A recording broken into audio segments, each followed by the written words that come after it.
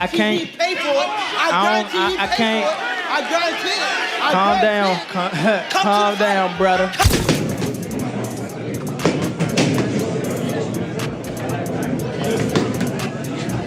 And Lamont Roach, we saw the first fight. Lamont Roach shot the world.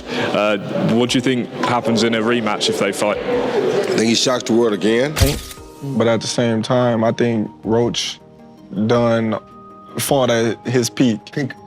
You know, I don't think he can fight better than that. But do you believe... In a move that has stirred the boxing world, Gervonta Davis has publicly fired back at his former promoter and mentor, Floyd Mayweather Jr., after the boxing legend showed support for Lamont Roach ahead of Davis's anticipated rematch with Roach. The fiery response from Davis signals escalating tensions not only between him and Roach, but also with Mayweather, reigniting a long-simmering feud that traces back to their complex history within Mayweather Promotions. Gervonta Davis was once regarded as the crown jewel of Floyd Mayweather's promotional stable. The Baltimore-born knockout artist was personally mentored by Mayweather, often hailed as the next big PPV star to follow in his mentor's footsteps. For years, the pair appeared inseparable. Mayweather regularly cornered Davis during fights, offered him lavish gifts, and publicly endorsed him as boxing's next megastar. However, cracks in their relationship began to show as Davis grew increasingly independent. Complaints of micromanagement, miscommunications, and public spats hinted at behind-the-scenes friction. Davis eventually parted ways with Mayweather Promotions in 2022, opting to manage his career more independently with PBC facilitating his matchups. Fast forward to 2025, and Davis is gearing up for one of the most personal fights of his career, a rematch with Lamont Roach, a slick technician and former Mayweather-advised fighter. While their first bout ended in a controversial decision, Roach has since demanded redemption, earning a rematch. Tank want a rematch. Do you let me know now? Do you want to fight Tank again? He said he over and do a rematch. Do you want to fight Tank 100%. again? It's only a matter of time. We're gonna fight. We're gonna fight again. It's just whenever the fight gonna happen. So it's gonna happen. It's going to happen. Okay. They said they want it in New York again. Do you want to fight again in the Barclays Center? I wouldn't mind, but I'd love for it to be in DC. Okay. I'd love for it to be in DC. Things took an unexpected turn earlier this week when Floyd Mayweather publicly voiced his support for Lamont Roach during an Instagram live session.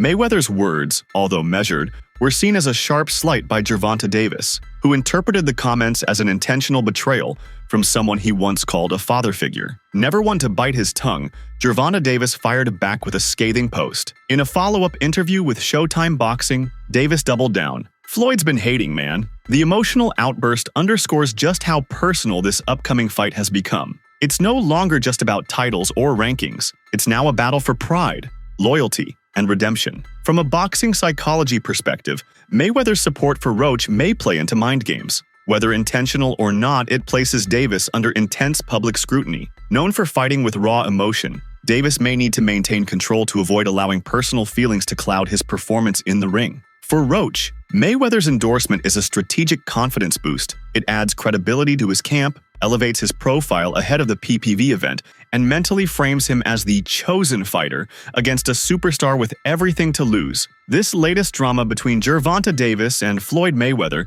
is more than just boxing beef. It's a reflection of mentorship gone awry, generational pride, and the brutal individualism of the sport. With Mayweather now seen as indirectly opposing his former protege, Davis steps into the ring not just to defend his record, but to reclaim his narrative. We just got a glimpse into Tank's training camp for the rematch. We did how many rounds? We probably did at least 8 straight. Yeah, but you in the bag for about 8 too? Yeah. You're not. Meanwhile, Lamont Roach and Gervonta Davis are at last prepared to run it back. Boxing Scene has verified that the WBA lightweight title rematch is officially slated to headline the August 16th PBC on Prime Video pay-per-view card. While TGB Promotions currently has T-Mobile Arena, in Las Vegas reserved for the event, the final venue has yet to be confirmed at the time of publication.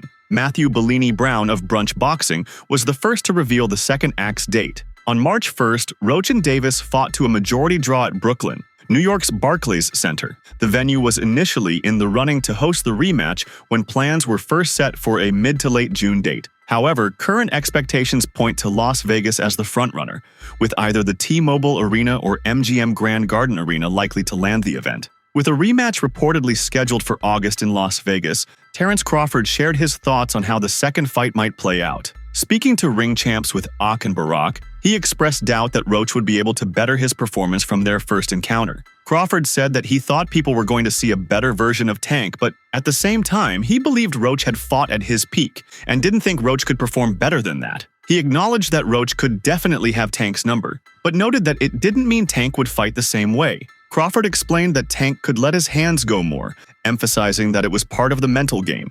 He pointed out that when Tank was hitting Roach, or when Roach was blocking, it was just 1 or 2 shots, and stressed that Tank needed to start picking up the pace and throwing in combinations. In the phrase when people say, he got his number. Yeah. Do you think that's a real thing, and could it be possible that Roach has his number? Definitely. Roach can definitely have his number, but that don't mean that Tank will come in there fighting the same fight. But what could he do different? When I watched he can let his hands go more. But I think at times he did, can. and then he was being met and countered with answers back every time. So people are not used to seeing Tank in that space, because when he lands those shots, they usually end the fight, but they weren't hurting Roach. But that's the thing. That's the mental game of it. You know, when he was hitting Roach or Roach was blocking, right, he'd hit boom with like 1 or 2 shots. Right. You know, you gotta start picking it up and throw multiple combinations. Yeah. Additionally, Boxing Scene has discovered that the event is one of at least 3 high-end shows that PBC has scheduled for the upcoming months. As earlier mentioned, July 19th is emerging as the likely date for the much-anticipated WBC welterweight title clash between Mario Barrios and boxing legend Manny Pacquiao. Meanwhile, behind the scenes, matchmaking efforts are intensifying to secure an opponent for undefeated 2-division champion and current WBC light heavyweight title holder David Benavidez, with plans taking shape for a headlining bout later in October or November. The Davis-Roach 1 bout stirred plenty of debate, yet the final tally, 115-113 for Davis, with 2 even scores of 114-114, accurately mirrored the action inside the ropes. While some argued Roach had done enough to earn the victory, the outcome wasn't widely seen as a robbery by impartial fans and analysts. Roach was the victim of dubious officiating during a moment in the 9th round that should have changed the course of the bout. Roach, a native of the greater Washington, D.C. area,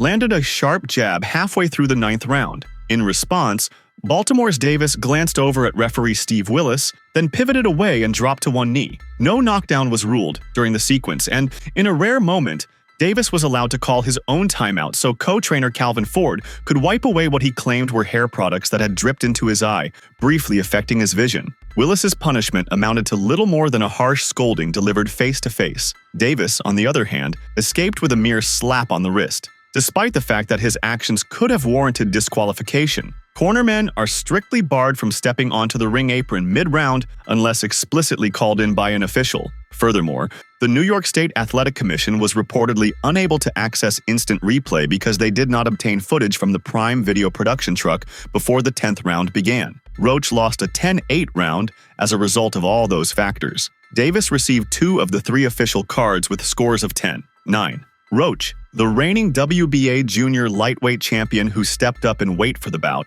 couldn't quite seize the moment entirely and ultimately walked away with a moral victory, battling Davis to a hard-fought draw. The capacity crowd of 19,500 voiced its displeasure with the outcome, showering the decision with boos. Still, the underdog defied expectations and his gritty performance sent his reputation skyrocketing. Nevertheless, Roach is determined to put up a fight in the upcoming rematch. Man, I'm so excited about this. Now it's part 2, and it's time to boogie once again. Roach told Boxing Scene and Pro Box TV of the contractually bound rematch itself, though he was not in a position to validate the reported date. Both fighters were ready to proceed with a rematch, despite Roach's camp filing an official protest over the previously mentioned issues that occurred in the ring. The New York State Athletic Commission reviewed the case, recognized the missed knockdown call, but ultimately chose to let the original decision stand. Throughout his career, Davis has primarily been guided by Ford, but it was seasoned cornerman Barry Hunter who stepped up to lead during the recent camp and on fight night. The undefeated 2-division champion has remained tight-lipped about the timing of the rematch and has yet to reveal who will head the team for the next preparation. His adversary doesn't care about that part. Whoever he may have in his corner might try to make adjustments from the first fight and do certain things, but we're going to be ready to tackle the issue of taking the belt from the champ. said Roach, who is guided by his father, Lamont Roach Sr. He added, some of the close rounds in the first fight were scored unnecessarily for him when he wasn't really doing anything. We're going to come back with some new things, too. My tool bag's big. I'm going to show versatility. I'm going to show strength, endurance, and the will of a warrior. Roach stepped into the ring for his debut fight with nothing to lose, essentially gambling with borrowed stakes. The pressure rested squarely on Davis, then a heavy -1600 favorite, to perform and dominate. Yet instead of asserting his expected dominance, the boxing sensation and former pound-for-pound standout had to face the first mark against his record, even though it wasn't a clear loss. Roach, who previously faced Davis twice in the amateurs, said, "Those 12 rounds proved I already knew who he was from before. There was a mental advantage from when the fight was first announced. I was already on a high horse, already had a chip on my shoulder. What's driving me is I want to be the best." He added, "Davis has been a pound-for-pound talent for the last few couple years. You guys have seen my skills now. I'm never going to knock his skills, never going to knock his ability, but I want to be amongst the tops too. My performance in the rematch will show you guys that I belong in those conversations, and when I win, I cannot wait to celebrate and tell everyone. I told you so." Roy Jones Jr., widely regarded as one of the all-time greats in the sport, has weighed in on the highly anticipated lightweight rematch and is confident about who will come out on top this August. Addressing pro boxing enthusiasts, Jones praised Roach, confidently stating that he's set to astonish the world once more. However, he also acknowledged his belief that Davis will adapt effectively to secure a decisive victory this time. Roy Jones Jr. said that he thought Roach would shock the world again, but the only difference this time would be that Tank would come with a different attitude, a different personality, and different motivation. He believed Roach would perform well again. And Lamont Roach, we saw the first fight. Lamont Roach shot the world. What do you think happens in a rematch if they fight? I think he shocks the world again. But the only thing different this time is Tank will come with a different attitude, different personality, different motivation. And I think Roach will do good again, but I think Tank will be more dominant. But he thought Tank would be more dominant this time. In the upcoming weeks, an official announcement regarding what is certain to be one of the major bouts of 2025 is anticipated. The bout was originally slated for June, but has now been pushed back to mid-August, allowing both competitors ample time to gear up for what might become the defining moment of their careers. On his podcast, The Joe Rogan Experience, renowned UFC commentator Joe Rogan openly addressed the contentious outcome. During a chat with comedian Tom Segura, Rogan critiqued Davis's performance and implied that the draw was overly generous. He had that fight with Lamont Roach where it ended in a draw, and it was a legitimate draw, he commented, before launching a more forceful criticism. You could even argue that Roach won that fight. Rogan made the comment while analyzing Devin Haney's recent fight against Jose Ramirez, reflecting on how a first defeat, or even a narrowly contested bout, can signal the beginning of a fighter's decline. There is a point where the greats just stop being what they were. Everyone has a limited number of times they can perform at their best, he said, indirectly alluding to Davis's current situation. He actually has a number of them. The ring's top-ranked lightweight is regarded as one of the most popular fighters globally. Renowned for his exceptional talent, he is above all recognized for his formidable power. Repeatedly, Davis manages to dismantle his opponents. This past weekend at Brooklyn's Barclays Center, his power was anticipated to be the deciding factor in his clash with Lamont Roach. Yet, despite absorbing countless punches from both left and right, Roach relentlessly pressed onward. After becoming only the third fighter to last the full distance with Davis, and just the second to go all 12 rounds, Roach finds the claims about his power somewhat puzzling. While the current WBA super featherweight champion didn't dismiss Davis's punching ability entirely, he didn't appear particularly impressed either. Roach told a group of reporters, "He got decent power. He got decent power for sure." Davis may no longer hold a flawless record, but Roach isn't content with a split decision draw. He's pushing for an immediate rematch. However, those demands might have to be put on hold for now. While their rivalry isn't finished, Davis made it clear that Roach will have to wait for a sequel as he sets his sights on other opponents. No matter what, Roach is sure he'll cross paths with Davis again eventually. For now, he's confident Davis can handle whatever challenges come his way. Although nothing landed cleanly on his chin this past Saturday, Roach can't ignore the explosive power Davis packs in his fists. In fact, he's convinced the 30-year-old champion will keep adding spectacular knockout victories to his highlight reel. Roach added, "I see why he knocks people out. I can see why." Gervonta Davis and Lamont Roach Jr. are already in advanced negotiations to hold the rematch this summer, following a great deal of drama outside the ring. I think was that good. It would just take the right fighter to pick him apart, to be honest. Someone who had high activity and wasn't afraid of his power. So I always saw so many holes in his game. So to me, it wasn't that surprising that someone finally gave him some good work. Keyshawn Davis made no secret of his intense desire to battle Lamont Roach Jr. in an interview with the Danza Project. Stylistically, the fight between Lamont Roach and I is the most attractive in the division, without a doubt, commented the 26-year-old. That's not all. He's so eager for the fight to happen immediately that he even admits Lamont should completely forget about Gervonta. If I get my way, Shakur and Tank should fight. Let them do it. Let me fight Lamont. Don't do the rematch yet, was Keyshawn's suggestion. He went so far as to act as a promoter and offer a concept that will undoubtedly be liked by a number of people. Whatever the outcome between Lamont and I, or Shakur and Tank, they can still do the rematch. It's two incredible fights. An incredible fight for Gervonta, and another great fight for Lamont. And then Lamont can still go away and fight Shakur, the Norfolk native commented in the interview. The truth is, this plan feels distant from reality, with Gervonta Davis and Lamont Roach Jr. still deeply engaged in advanced talks for their rematch this summer. Both fighters are eager to put the controversial outcome behind them